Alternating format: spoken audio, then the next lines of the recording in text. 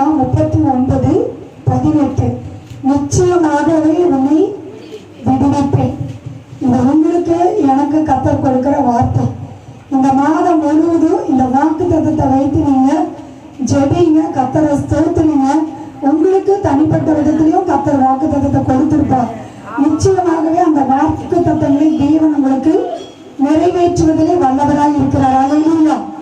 அதனால ஆண்டவர் சொல்றாரு, நிச்சயமாகவே நான் உன்னை விடுவிப்பேன். நிச்சயம் என்கிற வார்த்தை வேதத்துல எங்கெல்லாம் வருதோ அதை தேவன் உறுதிப்படுத்துறார். நிச்சயமாகவே நிச்சயமாகவே அப்படின்னு சொல்லி அநேக முறை ஆண்டவர் வேதத்துல எழுதி வைத்திருக்கிறார். அதனால பாருங்க, சாதாரணமா இந்த வார்த்தையை நாம் எடுத்துக்கொள்ளக்கூடாது. ஆண்டவருடைய வாக்கு தத்தங்கள் எல்லாம் நமக்கு அப்படியே நிறைவேறுகிறதா இருக்கிறது. நாம விசுவாசிக்கும் பொழுது, அந்த வாக்கு தத்தத்தை நாம நம்பி இருக்கும் பொழுது நிச்சயமாக நம்ம வாழ்க்கையில அற்புதங்களை ஆண்டவர் செய்ய போகிறார். இன்றைக்கு நாம் அநேகருக்கு நம்முடைய வாழ்க்கையில விடுதலை தேவையா இருக்கிறது. நிறைய பேர் பாவத்திலிருந்து விடுதலை ஆகாமல் இருக்கிறோம். நிறைய பேர் சாப கட்டுகளிலிருந்து விடுதலை ஆகாமல் இருக்கிறோம். எத்தனையோ பேர் பிசாசின் கட்டிலிருந்து நாம விடுதலை ஆகாமல் இருக்கிறோம். ஆனால் இயேசு கிறிஸ்து இந்த உலகத்துக்கு வந்த நோக்கமே கட்டுண்டவர்களை விடுதலை ஆக்கும்படியாக வந்தார். அல்லேலூயா. இயேசு 61ஆம் அதிகாரத்துல நீங்க வாட்சி பாருங்க. சிறைப்பட்டவர்களுக்கு விடுதலையை கூற என்னை அனுப்பினார் என்று இயேசு சொல்லுகிறதை பார்க்கிறோம். இன்றைக்கு நாம் அநேக சிறையிருப்புகளை நமக்கு காணப்படுகிறோம். ஆனால் எந்த சிறையிருப்பாய் இருந்தாலும் இயேசு கிறிஸ்து நம்மை விடுதலை ஆக்குறவராய் இருக்கிறார். இயேசுவானவர் தேவனுடைய நித்திய குமாரனாகவும் அவருடைய சுதந்திர வழியாக இருக்கிறார். அவர் ஒருவரால் மட்டும்தான் நம்மை பாவத்திலிருந்தும் சாபத்திலிருந்தும் வியாதியிலிருந்தும் மரணத்திலிருந்தும் எல்லா கட்டுகளிலிருந்தும் விடுதலை ஆக்க முடியும். அல்லேலூயா. நாம் 8:36 வாசிக்கிறோம். ஆகையால் குமாரன் உங்களை விடுதலை ஆக்கினால் மெய்யாகவே விடுதலை ஆவீர்கள். அல்லேலூயா. இயேசு கிறிஸ்து நம்மை விடுதலை ஆக்கினா நம்ம மெய்யாகவே உண்மையாகவே நம்ம விடுதலை ஆக்கப்படும். யாருக்கெல்லாம் இந்த விடுதலை வேண்டும்? நமக்கு விடுதலை அவசியம். ஒவ்வொரு நாளும் நாம விடுதலை ஆக்கப்பட்டு கொண்டே இருக்க வேண்டும். இன்றைக்கு அநேகரை பிசாசு நிறைய கட்டுக்களை கட்டி வைத்திருக்கிறோம், நிறைய சிறையிருப்புகளை வைத்திருக்கிறோம். ஆண்டவர் இந்த நாளில் எல்லா நகங்களையும் கர்த்தர் முடிக்கிறவராய் இருக்கிறார்.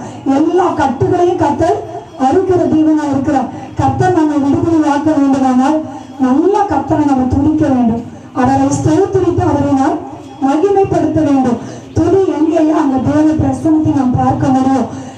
கட்டப்பட்டவர்கள் எல்லாம் பார்த்தீங்கன்னா கர்த்தர் நல்லா துதிச்சாங்க. சிறைச்சாலையில் இருந்து கொண்டு பவுலும் சீலாவும் நடு இரவுல காயத்தோடு கட்டப்பட்ட கால்களோடு கைகளோடு நல்லா பாடலை பாடி தேவனை துதிச்சாங்க, ஜெபிச்சாங்க. கர்த்தர் அவங்க மூலமா எல்லாருடைய கட்டுகளையும் கர்த்தர் கலந்து போக செய்தார். அவங்களுடைய கட்டுகளும் அவிழ்க்கப்பட்டு போனது. அல்லேலூயா. நமக்கு விடுதலை வேணும்னு சொன்னா நம்ம வாயை விரிவாய் திறந்து கர்த்தரை ஸ்தோத்திரிக்க வேண்டும். சபைக்கு வரும்போது மட்டுமல்ல, வீட்டிலேயும் தனியாக நிறைய பாடலை பாடி, ராக இருந்தாலும் சரி இல்லாவிட்டாலும் சரி, பாடலை பாடுவது கர்த்தருக்கு மிக இன்பமான ஒரு காரியம். ஆண்டவர் சொல்றாரு சங்கீதம் 147:1 துதித்தலை எனக்கு இன்பமும் ஏற்றுதலா இருக்குன்னு சொல்றார். துதிகளின் மத்திலே நான் வாசமாய் இருக்கேன்னு சொல்றார். துதிக்கு பாத்திரமா இருக்கேன்னு சொல்றார். துதிகளின் மத்திலே நான் பிரியப்படுகிறேன்னு சொல்றாரு. இன்றைக்கு பரலோகத்துல தேவன் என்ன செய்து கொண்டிருக்காங்க? துதித்து கொண்டிருக்காங்க. கேருபீன்கள், சேராபீன்கள், கோடாகோடி தேவதூதர்கள் ஆண்டவரை துதித்து பாடிக்கொண்டே இருக்காங்க. ஆனா அந்த துதிகளை காட்டிலும் நீங்களும் நானும் துதிக்கிற துதியிலே கர்த்தர் பிரியமாய் இருக்கிறார். அல்லேலூயா. அல்லேலூயா. நீங்க துதிச்சு பாருங்க. ஆவியில விடுதலை, சரீரத்துல விடுதலை, ஆத்மாவில விடுதலை. நம்ம விடுதலையா இருந்தோம்னா நம்ம இளைப்பாறுதலாய் இருப்போம், சமாதானத்தோடு இருப்போம், நம்ம சந்தோஷமாய் காணப்படுவோம். அல்லேலூயா. ஏசாயா 61:1 இயேசு கிறிஸ்து சொல்லும் பொழுது, இறுதியில் நொறுங்குண்டவர்களை குணமாக்கும்படியாக, அவருடைய காயங்களை கட்டும்படியாக, சிறைப்பட்டவர்களுக்கு விடுதலை கொடுக்கும்படியாக பிதா என்னை அனுப்பினார் என்று சொல்லுவதை பார்க்கிறோம். இன்றைக்கு நம்ம எத்தனையோ பேர் இறுதியத்திலே காயத்தோடு வாழ்ந்து கொண்டிருக்கிறோம். மற்றவருடைய புண்படுத்துகிற வார்த்தைகள் நம்மை காயமாக்கி கொண்டிருக்கின்றன. ஆனால் இயேசு கிறிஸ்து நம்முடைய காயங்களை குணமாக்கத்தான் அவர் கல்வாரி சிலுவையில் காயப்பட்டார். அவருடைய தழும்புகளினாலே அவர் நம்மை குணமாக்குறவராக இருக்கிறார். நம்முடைய வியாதிகளை அவருடைய தழும்புகளினாலே சுகமாக்குற தேவனாக இருக்கிறார். அல்லேலூயா. சங்கீதம் 54 54:7 வாசிப்போம். சங்கீதம் 54:7. அவர் எல்லா நெருக்கத்தையும் நீக்கி என்னை விடுவித்தார். என் கண் என் சத்துருக்களின் நீதியை சரிக்கட்டுதலை கண்டது.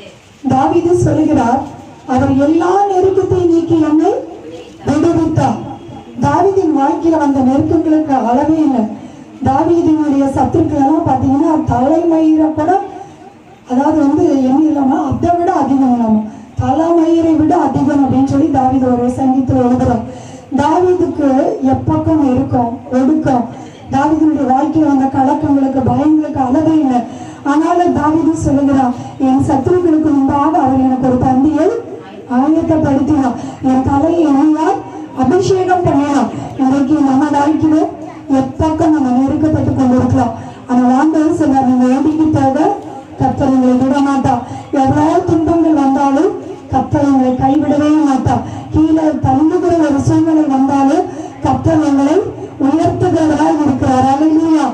கர்த்தருக்கு பயந்தவர்களை அவர் சூழ பாறையை நெருங்கி நம்மை விடுவிக்கிறவராக இருக்கிறார்.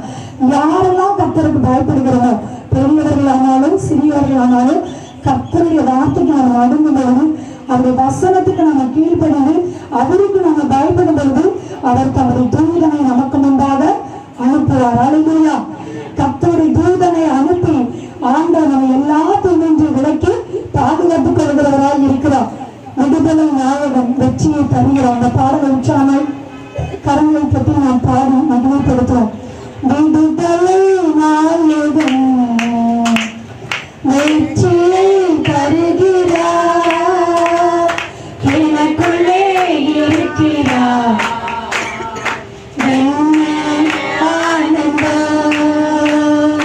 விடுதலை நாயகன்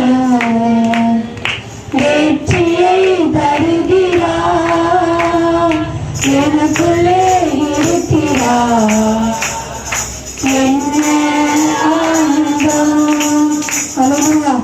விடுதலை நாயகன் யாருக்குள்ள இருக்கிறோம்? உங்களுக்குள்ள, எனக்குள்ள இருக்கிறோம். அவர் ஒவ்வொருவரையும் விடுதலை ஆக்கி இருக்கிறார். எல்லா கட்டுகளிலிருந்தும், எல்லா பாவத்தின் கிரியிலிருந்து கர்த்தர் நம்மை விடுதலை ஆக்கி இருக்கிறார். யாத்திராகமம் 3:8 நாம் வாசிக்கிறோம். இஸ்ரவேல் ஜனங்களை பற்றி நமக்கு தெரியும். 430 வருஷம் எகிப்திலே அவர்கள் அடிமையாக இருந்தார். பார்வோன் ராஜா அவர்களை கொடுமையாக வேலை வாங்கினார். அவர்களுக்கு பார்த்தீங்கன்னா வேலை மட்டும்தான் இருந்தது, அவங்களுக்கு சம்பளம் கிடையாது. அடிமைன்னா அப்படிதான். இஸ்ரவேலர்கள் அடிமையா இருக்கிறவங்களுக்கு சம்பளமே கிடையாது. அப்படி ஒரு அடிமைத்தனத்துக்குள்ள 430 வருஷம் வேதனைப்பட்டனர், உபத்திரவப்பட்டனர். ஆனால் ஆண்டவர் அவர்களுடைய உபத்திரவத்தை பார்க்கவே பார்த்தேன் என்று சொல்கிறார். நீங்க படுகிற வேதனைகளை நான் அறிந்திருக்கிறேன் என்று சொல்கிறார். உங்களுடைய கூக்குரல் என் சமூகத்துல 8